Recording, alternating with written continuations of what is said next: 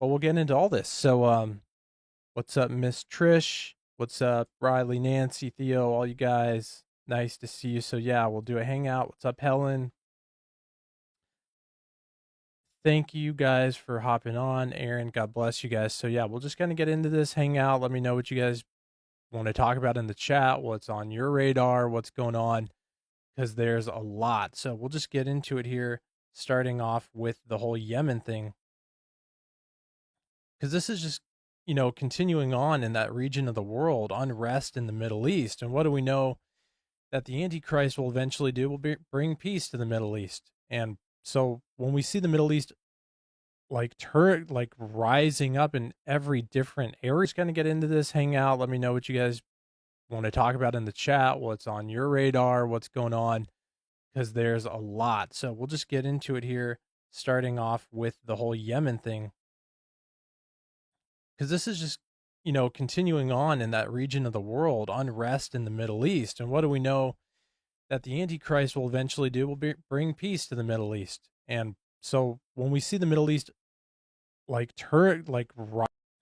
this is just, continuing on in that region of the world, unrest in the Middle East. And what do we know that the Antichrist will eventually do? Will bring peace to the Middle East. And so when we see the Middle East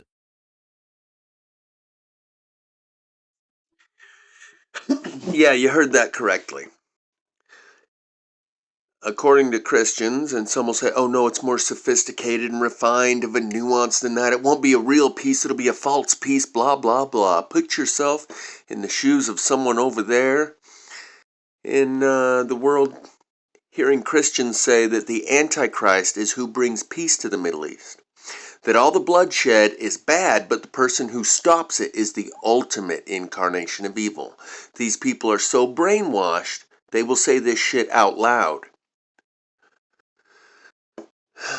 And so this is a argument in support of that letter from Albert Pike to Mazzini regarding that the 3 world wars. And some people say, well, the original letter didn't have anything about the 3rd World War in it, and that was an addition later. Maybe it doesn't matter. This is an argument in support of what that letter ultimately says, that 3rd World War will take the Christian fundamentalists and pit them against the Muslim fundamentalists and get rid of them.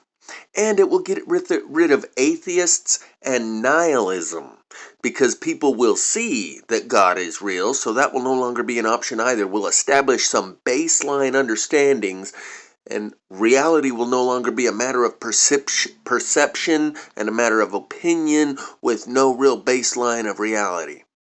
Let me give you a couple more examples of these Christians whose mentality needs to be done away with, okay? Because it has a peer pressure that comes along with it. Now, this guy is from a YouTube channel called Sling and Stone, and he just told you, what do we know? That the Antichrist will bring peace to the Middle East, and that's the ultimate incarnation of the devil, is whoever stops the bloodshed. So these guys are programmed by a religion. Imagine it the same exact thing as a terrorist who's a Islamic fundamentalist who's programmed to go do his worst. These guys are programmed to wage war, dropping their terrorism from the sky with the most high-tech, effective weaponry the world has ever seen. And whoever tries to put a stop to it is the incarnation of the devil, according to these people that are programmed with a brainwashed mentality. And they'll say it out loud. It's so bad that the bloodshed in the Middle East and the unrest, that's an Orwellian word, by the way. Unrest. All the words in the book, in the Orwellian Bible, the Orwellian dictionary, that get rid of all negative words and replace them with a positive un. That's double plus ungood. They got rid of the word bad and replaced it with ungood. Well, here we got rid of the word war and destruction and killing and call it unrest. I'm going to give you a couple more examples of these fundamentalists that have a mental illness that needs to be gotten rid of, because there is this peer pressure within society. Everyone wants to gravitate. We are tribal. We are social beings. So we need to have a self-image and a worldview that's in alignment with someone else.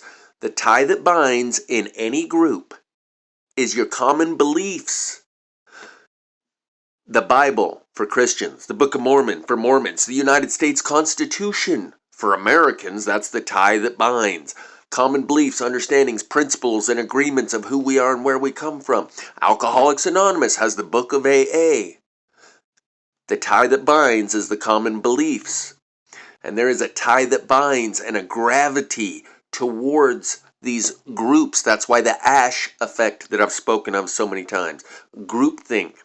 So if we get rid of these groups, the biobot transceivers will be free to think for themselves once again, to explore their own divinity, their own, and explore and discover God through their own life experience. Right now we got these groups. You join this group and the other one will call you a infidel.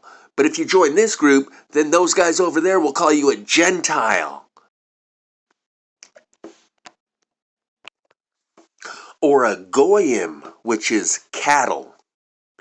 So once we get rid of these groups, by sending them together like the letter from Albert Pike to Mazzini says will be an end result of this final conflagration, the biobot transceivers, the human beings, will be free to think for themselves and explore their own relationship to the world and these big questions of who are we? Where are we?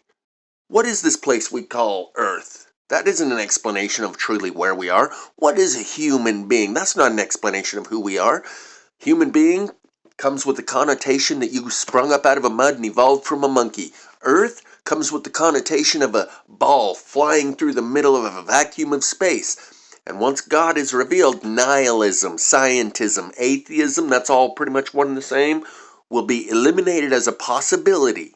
Everyone will know. We'll have some baseline understandings of what reality is, and it's no longer just a wide open matter of opinion where no one can be right or wrong, because it's all just a matter of opinion and no one has any clue. We're going to be given a clue. Nihilism and atheism will no longer be an option because everyone will know God is real. And they will know that that God was not in support of this religion or the other one. And everyone will be free to explore this world and their relationship to it and those big questions again. So let me give you a couple more examples of this mental illness that we call Christian fundamentalists, who are no less brainwashed than a terrorist of an Islamic fundamentalist variety when they say, what do we know as the bloodshed continues in the Middle East that the Antichrist will bring peace to the Middle East. Put yourself in the shoes of someone over there in the Middle East who hears that shit coming from the people that are flying over your country dropping the bombs, knowing that that's a Christian country over there, and this is what they believe, that whoever brings a stop to this is the devil incarnate. So there's another guy from Enter the Stars YouTube channel. And he was discussing the Book of Og, King Og. The Book of Og, it's called OG, the Book of Og.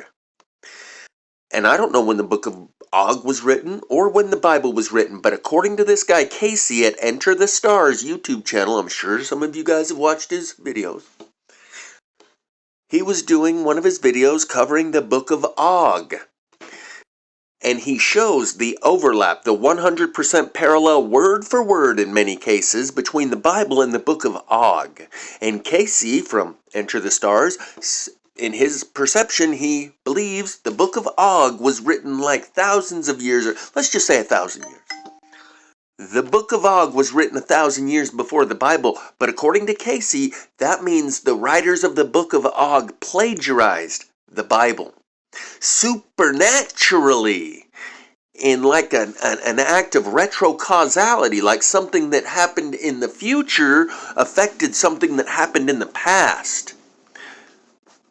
He has to flip reality on his head and reverse the flow of time and cause and effect in order for his Bible to still be the one and only true, real religion, the Word of God, the infallible Word of God. So even though this Book of Og was written 1,000 years before, and you can see that it's exactly the same in at least 10 or 15 different places, often word for word, somehow the Book of Og plagiarized the Bible that was written 1,000 years later. Well, how could that be possible? How could the Book of Og plagiarize the Bible if the Bible still wouldn't be written for another 1,000 years? Well, supernaturally, through the spiritual demonic forces, they knew that the Bible would one day come into existence and be the one and only true, infallible Word of God, so they started plagiarizing it 1,000 years before it was ever written. And I ran into this same concept from someone in the comments section when I would talk about astrotheology. All of the other sun gods that have the same exact storyline as Jesus, born December 25th to a virgin mother, had 12 disciples, died on a cross, was dead for 3 days, and then was resurrected, was the light of the world, the Son of God, etc., etc. Same exact storyline with a different name. So many of these other gods, like Mithra of Persia, and the list goes on and on and on. And this girl says, well, that's how the devil, he's tricky, and he planted those seeds in our history so that we, the good Christians of today, would doubt our faith. He did that to test our faith, to try and trick us into thinking that ours isn't the only one and only truth and God's infallible word. That type of mental illness needs to be done away with.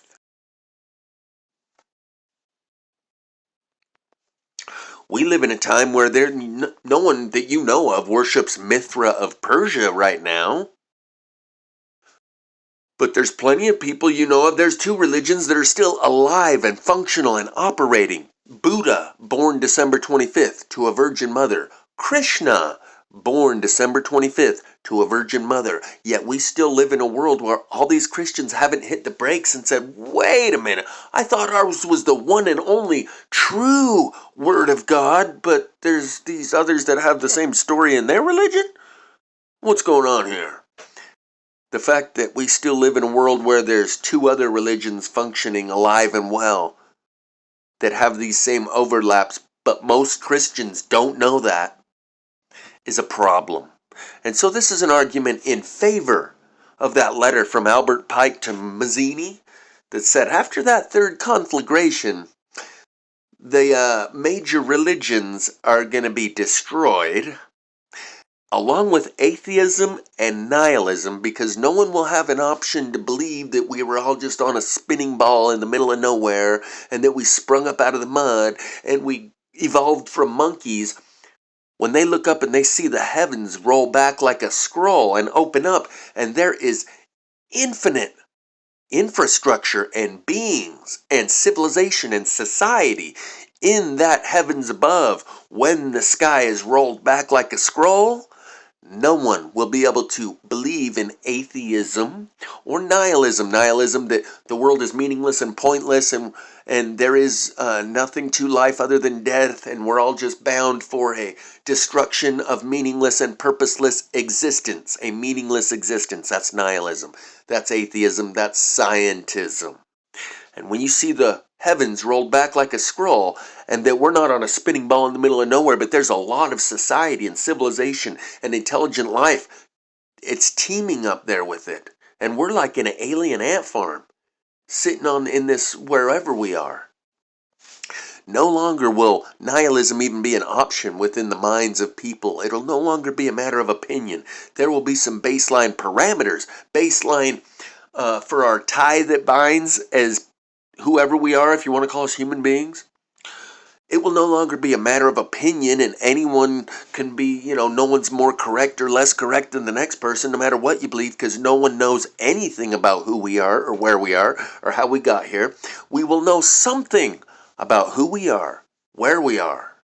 And from that baseline understanding of who we are, of where we are, and our existence that we will all have in common after this experience, from there, it will be a matter of perception and opinion, and you will be free to explore and think and conduct thought experiments. But right now, it's a free-for-all, and there is no baseline of these perception of our reality and our experience and our existence. So you can think and believe anything you want, and no one can say that you're more or less correct than the next guy. After this experience, we will all know nihilism and atheism is no longer an option. Enough people saw what happened and experienced that, that's no longer an option.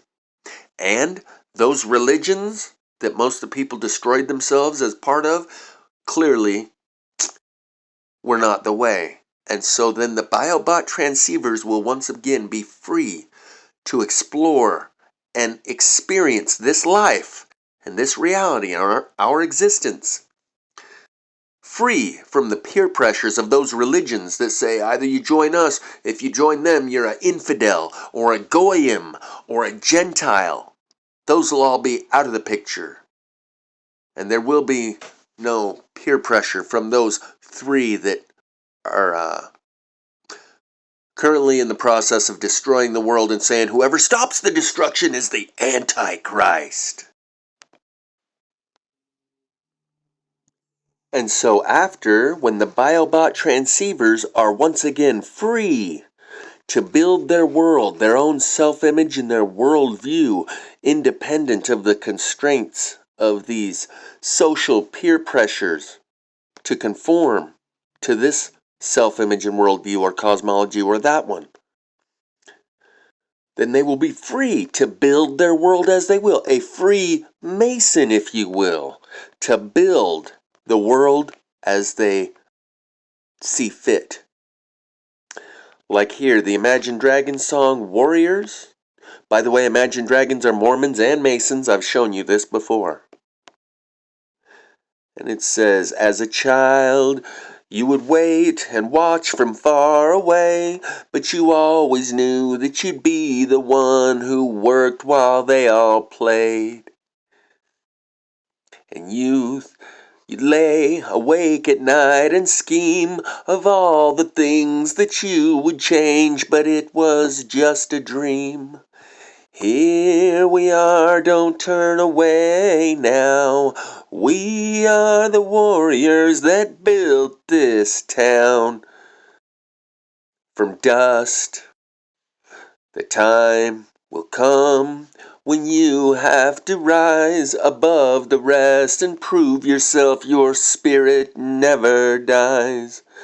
Farewell, I've gone to take my throne above, but don't weep for me, 'cause this will be the labor of my love. Here we are, don't turn away now.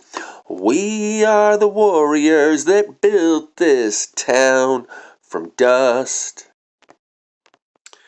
And one good Imagine Dragons song deserves another. So this is what you meant when you said that you were spent. And now it's time to build from the bottom of the pit right to the top. Don't hold back. And here's a screenshot from Imagine Dragons' music video On Top of the World, where they show you just how fake the moon landing really was. And here you see the Masonic compass and square. And here, over her shoulder, you see the Order of the Eastern Star. That's the female division of Masons. And Imagine Dragons are Mormons. So there's your overlap right there between Mormons and Masons, if you didn't know. Linked in the description will be this video that I made over a year ago titled Snow Guard, Masons and Mormons on Top of the World. And then there's this one that I made about 4 months ago titled Leave the World Behind, Come Out of Her Lest You Partake in Her Destruction, where I cover some of that material, but I also cover the music video Monday.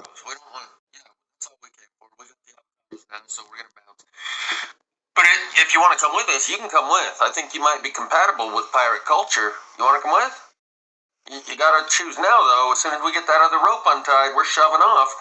So you don't have long to choose. If you want to come with, you can come with. And here I'm going to try and cover some of the music video Monday by Imagine Dragons without getting a copyright strike. He wakes up in like the mansion and he's going to the kitchen to make some breakfast and he's partying it up the whole way. And he turns on the TV See, the Monday news. Monday is a reference to a brand new start. That's the lyric in the song Monday. So underrated and a brand new start. Like a great reset. The beginning of a new cycle. That's what Monday is. The beginning of the next week. So here he's just in the kitchen making some breakfast. And across the news crawler on the bottom, you see Ragged Insomnia. That is an anagram for Imagine Dragons. And then floods, fires, earthquakes, meteors, UFO attack, and war. But they're partying it up.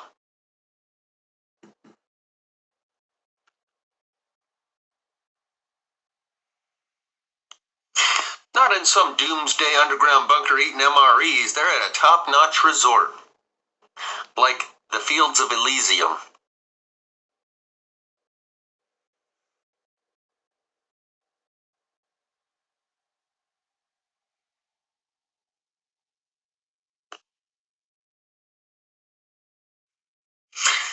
And then something appears to hit the roof and shake the whole building, and they all look up like, what the heck was that?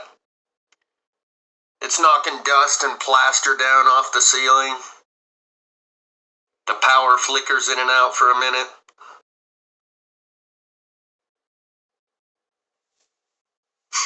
But then the power comes back on and it's back to party time. Party on, Wayne. Party on, Garth.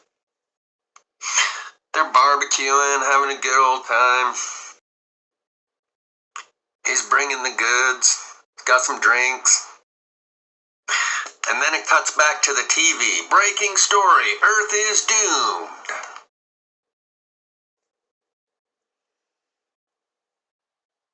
Some fire action. And, wait for it. See it? Is that an incoming meteor or a spiked protein that looks a lot like that little spiky ball we were shown for a couple years? It's a very odd-shaped meteor. I think it's a spiked protein.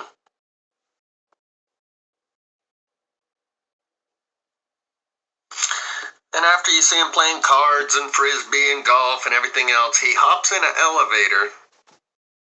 Then you see him walking up this stairway through this hall up to the surface. Comes out of this cave with his gas mask on to see how things are going on the surface. Runs over here to grab the newspaper, see how things are going. Not too well, it looks like. Is this the end? Signs point to yes. Then he goes back down into his cave. Just in time before that incoming meteor hits.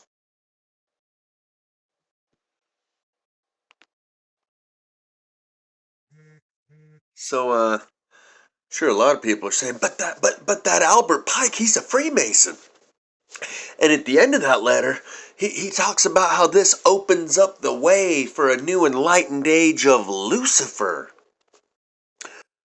Well, what if it turned out this so-called Lucifer you speak of, in ideals, not idols, in principles, not personality, is actually paving the way for a greater amount of happiness for the most amount of people? In this song, Sympathy for the Devil, says, I watched with glee while your kings and queens fought for 10 decades for the gods they made. You will know them by their fruits. And through this process, self-actualized individuals with a personally relevant, personally meaningful understanding of right and wrong and good and bad and morals and ethics are produced out the other end of this distillation process, of this refinement that requires a lot of heat and pressure. Like, I rode a tank, held a general's rank, while the blitzkrieg raged and the bodies stank. And this whole process, I laid traps for troubadours who died before they reached Bombay.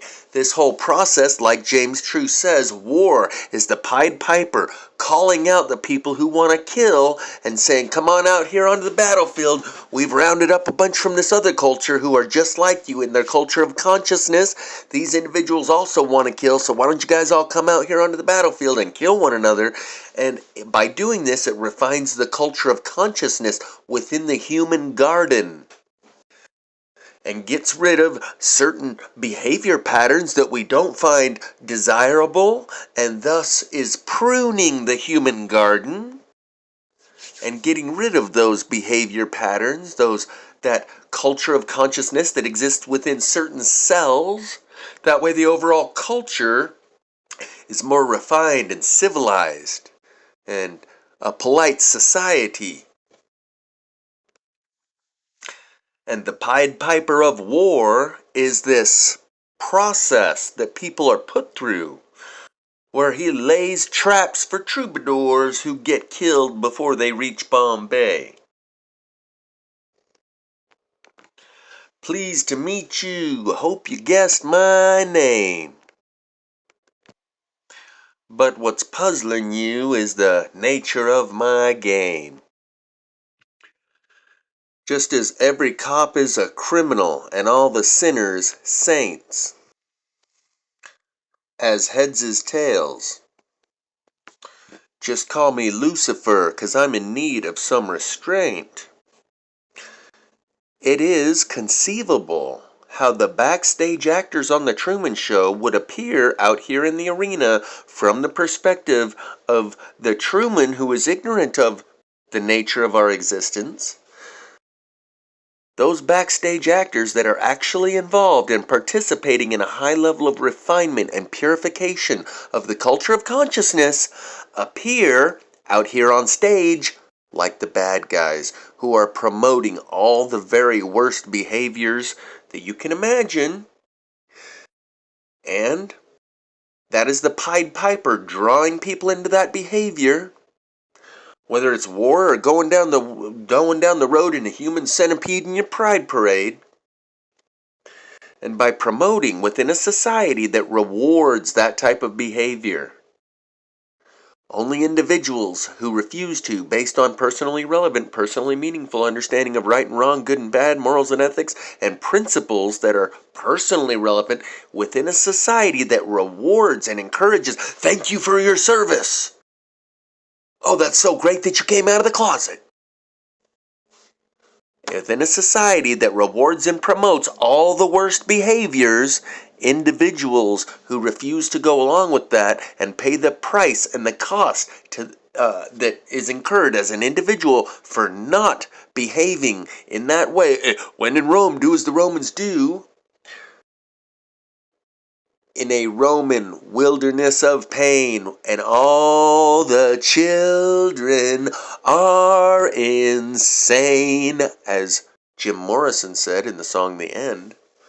In this Truman Show that we are in, the backstage actors that are actually filtering the culture of consciousness, putting us through stimulus response programs, where they introduce a stimulus through a culture, an environmental circumstance that you find yourself within. That's the stimulus, and you as an individual provide the response. And through this process, there is ultimately a greater amount of happiness for the most amount of people that comes out the other end, because they filter out all the individuals who are prone to this kind of behavior by telling them, yeah, go ahead, everyone's doing it, it's the greatest thing, we'll all tell you thank you for your service, you'll be a hero. By promoting and rewarding all the worst behaviors, you can extract people who do not behave in that way based on principle, not because it's convenient or comfortable, even in an environment where there is no foreseeable personal benefit or gain to themselves. They choose a higher way based on principles. So if you're told that this Lucifer guy is actually the good guy, cops are criminals and all the sinners saints and what's down is up, if you can see, you judge them by their fruits. You see what the fruits of the Christians are. They're creating hell on earth and saying whoever stops it is the bad guy, the ultimate incarnation of evil, the Antichrist. That's who brings peace to the Middle East and stops this insanity. You want to join them? You can see the fruits of their labors. What if you discovered in principles, not the personality of Lucifer, but in principles, this process creates a higher level of consciousness and the greatest amount of happiness, not because of the icon or idol that you've been indoctrinated with regarding this Lucifer character, but in ideals, not principles, personalities. In function, not the form. In substance, not the style. That ultimately this process is refining us and purifying us. And in order to do that, just like the blacksmith puts that piece of metal into the flame and then hits it with a hammer and then puts it back in the flame and then hits it with a hammer, and through this heat and pressure, that tempered steel is created with a purified and refined product that has a greater tensile strength in the end. So it is with the human consciousness. Pruning the human garden requires that heat and pressure, requires us to encourage them and reward them and say, oh yeah, that's great, you should do that. In fact, all of society is telling you right now that that's the best. So you should go along with it and do that because everyone's telling you it's good behavior. You can go ahead and do it. No, don't worry, everyone's doing it. In fact, they're telling you how great it is if you do it. And those that refuse to, based on personally relevant, personally meaningful understanding of right and wrong and good and bad, morals and ethics, and they have principles that they adhere to and exhibit and express through their standards of behavior, they stand out real quick within a society that promotes and rewards a certain way. The individuals that don't go with the flow and go in a different direction, that's how you extract them. That is the distillation process. That is how you separate the wheat from the chaff. And ultimately, this Luciferian process, not a personality, but the principles that the process is based upon, produces a greater amount of happiness for the most amount of people. Those backstage actors on The Truman Show are engaged in that process and cultivating a higher level of consciousness by promoting and encouraging all the worst behaviors. They can then extract individual cells from within that culture of consciousness before they empty out the petri dish and reseed the petri dish again. Before they till the soil, till it all under, and reseed that soil with a new human garden. They will be able to extract individuals who demonstrate the desired qualities of behavior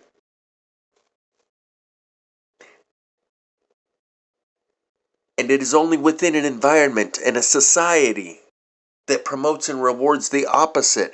Otherwise, they would just be demonstrating that quality of behavior because of groupthink. And then when you put them in a different environment where the group says, oh, something else, the opposite is good, then they will demonstrate and exhibit that behavior.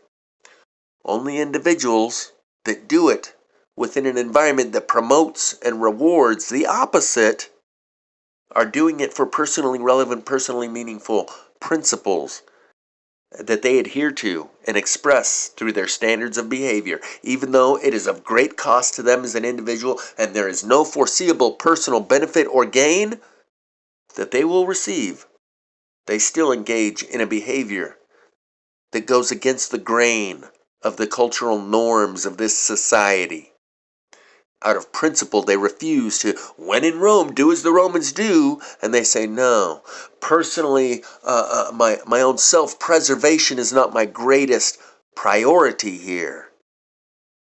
Extending the quantity of my days in Rome is not my greatest priority. If I have to become a Roman and do as the Romans do in this Roman wilderness of pain, where all the children are insane. No thanks. I'll check out of this world before I engage in the behavior that is required of me in order to be a Roman. and do as everyone else in this society does. And maximizing the quantity of my time here is not my greatest priority. It is the quality of my life experience here. And I will be the change that I wish to see in the world, even if I know that nobody else is going to follow suit. I will do unto others as I would like to have done unto myself, even though I know that everyone around me is not engaged in that type of behavior. I'll throw myself on that sword and be the example.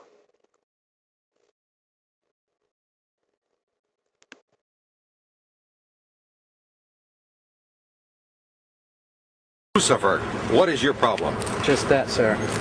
Okay. I'm a Christian, sir. I'm pure and virtuous and wholesome and innocent. How can you say anything bad about me? Sir, you need to be born again. I am born again. Now, did you just say that you are Lucifer? I am Lucifer. Okay, define Lucifer for me. Pure, virtuous, wholesome, innocent individual that's out to help people. Lucifer is? Yeah.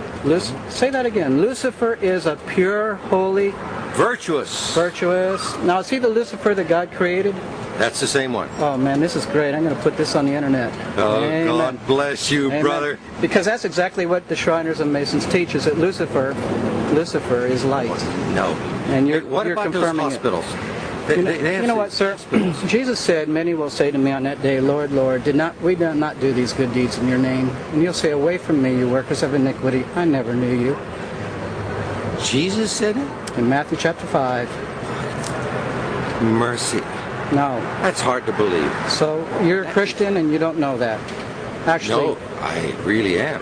you are. Because I'm pure and virtuous. You're pure and virtuous, okay, yeah. Mm-hmm. In other words, you're perfect without Jesus, right? No. Okay, tell me about Jesus. Who is Jesus?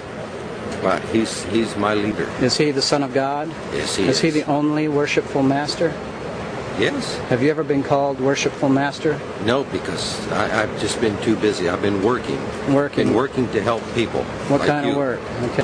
Get out of here. See, this is what a Mason confesses, is that Lucifer is light. You heard it